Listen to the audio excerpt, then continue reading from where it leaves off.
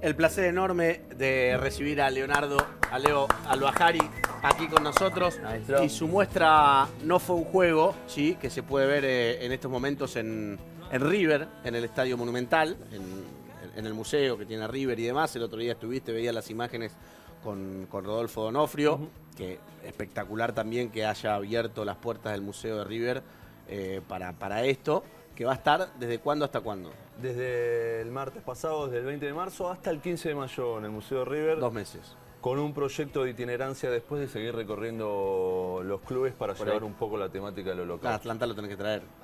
Ojalá nos Claro. inviten. Ojalá nos inviten y Está estaremos hecho, ahí. ahora después lo arreglamos. Contá que no fue un juego. No fue un juego, es un proyecto que nace el año pasado, más o menos por esta época, un poquito más adelantado, abril, cuando yo estaba trabajando en el Museo del Holocausto de Buenos Aires, que ahora tienen las puertas cerradas porque está en refacción. Al Ajax le estaba yendo bien el año pasado en la UEFA League, estaba avanzando. Yo propuse al director del Museo del Holocausto de Buenos Aires la posibilidad de hablar un poco sobre la historia del Ajax.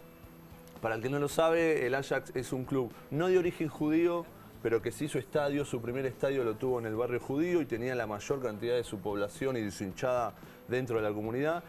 Y le dije, ¿por qué no hablamos del Ajax? A partir de ahí, una nota que sacamos en la misma página del museo tuvo bastante éxito y le planteé, bueno, saquemos la temática del holocausto, del nazismo y del racismo a un público que normalmente no vendría al museo en particular.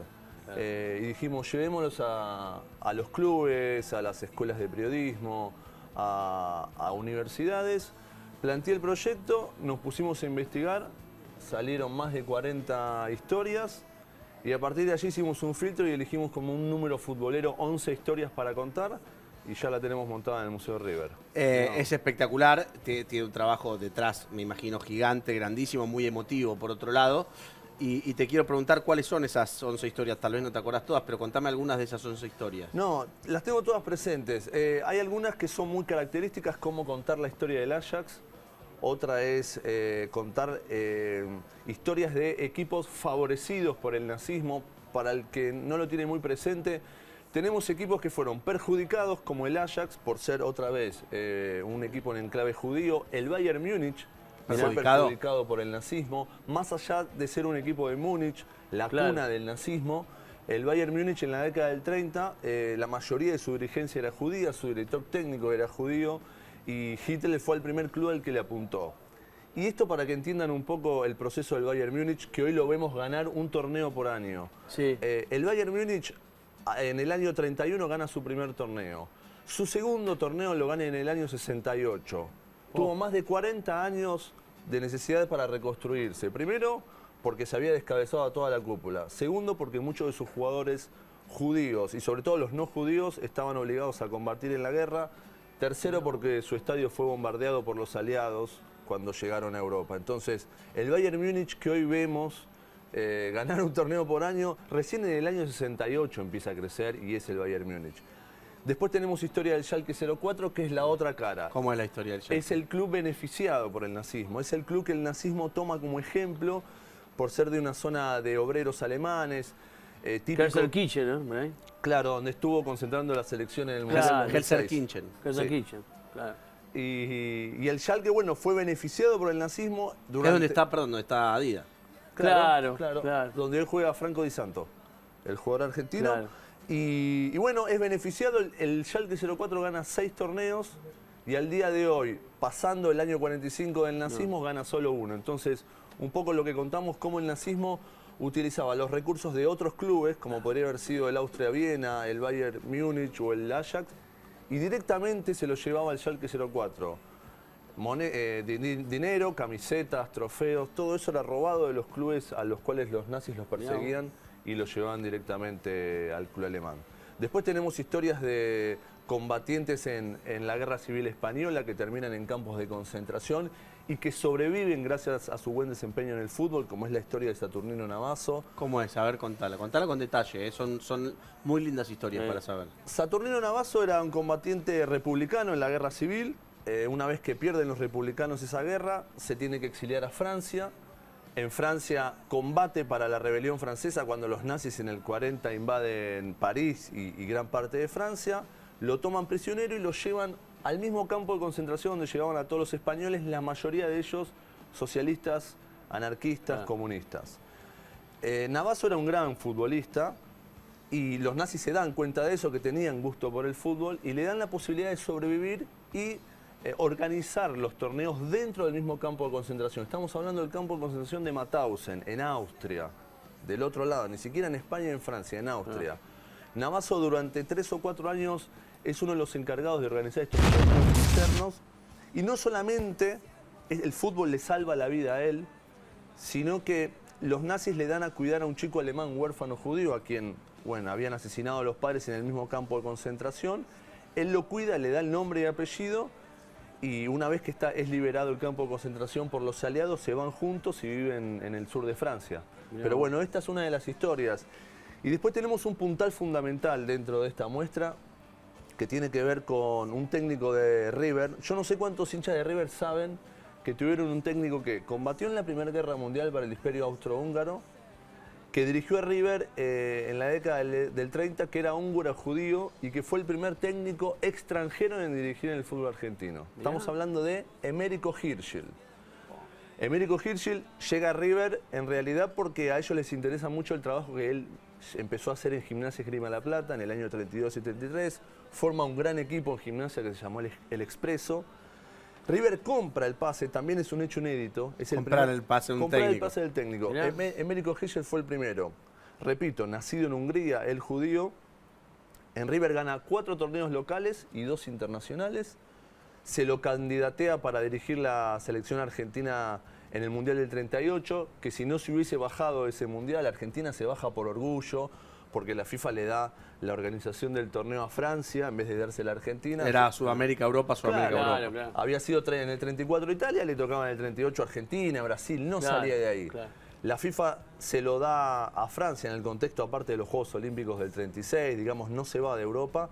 Argentina no compite y Emérico Hirschl se queda sin la posibilidad de dirigir. Pero la historia particular de Emérico, que además de haber dirigido a River y haber hecho debutar a Pedernera y a José Manuel Moreno, en Uruguay dirige a Peñarol en el año 49 y en el 50. ¿Recordás esos años? ¿Te suena el año 50? Sí, ya sé, sí. Él forma la base del Peñarol, Máspoli. bicampeón con Máspoli, Gigia, Schiaffino y el negro Obdulio Varela. Sí, señor. Esa base de Peñarol va a ser lo que después va a ser la base del Uruguay del 50. Pero la historia de Hirschl no termina acá. Nosotros descubrimos investigando que por su origen judío él, bueno, siempre intentó ayudar a la comunidad en aquella época. Y también para que sepas, el contexto en la Argentina era muy complicado el ingreso de judíos. El gobierno argentino lo tenía vedado. No podían ingresar los judíos. No, mucho antes.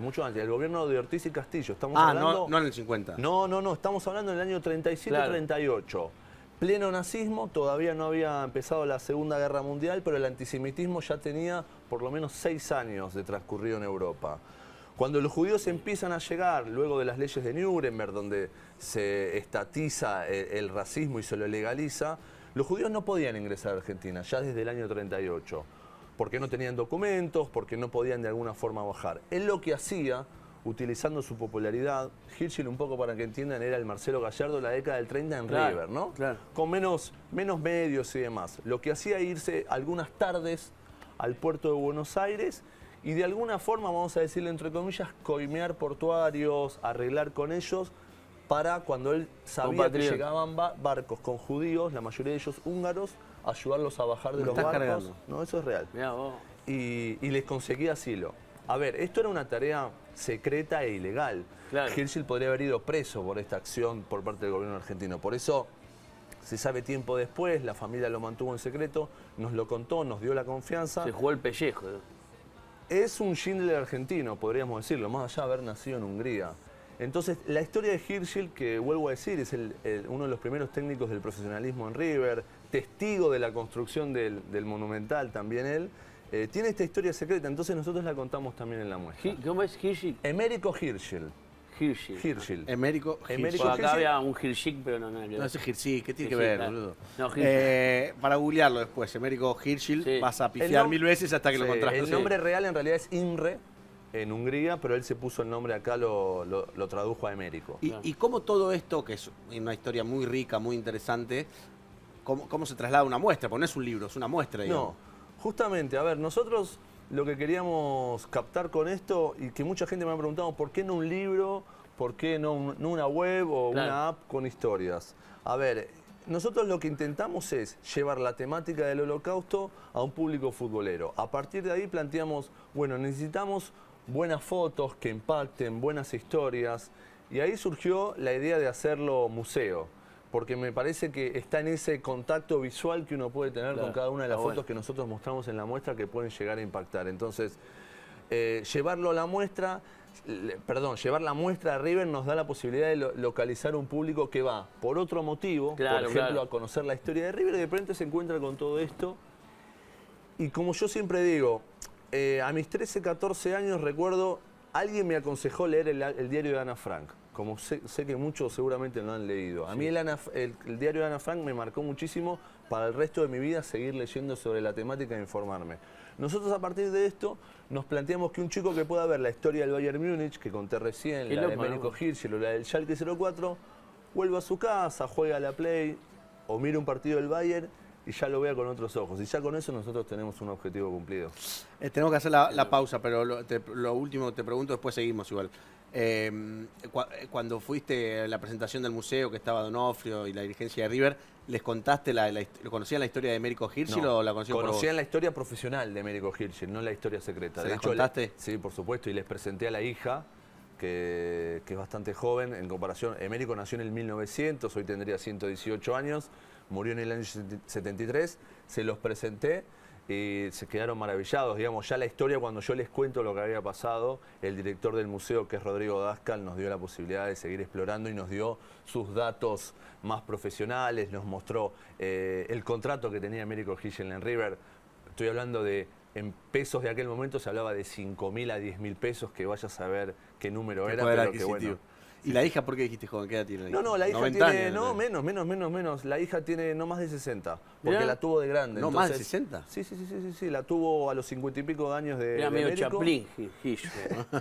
En realidad es su segunda familia, porque también hay que contar esto, que es una realidad que le ha pasado a muchos sobrevivientes del Holocausto, más allá que Hirschel solamente vino antes del surgimiento del nazismo, pero a él le quedó mucha familia en Hungría. Mirá. Esposa y primer hijo, que no pudo salvar, digamos. Claro. Vamos a decirlo también así, esta es la otra historia. Parte de la familia de Emérico ¿Y él murió en por qué campo de vino? concentración.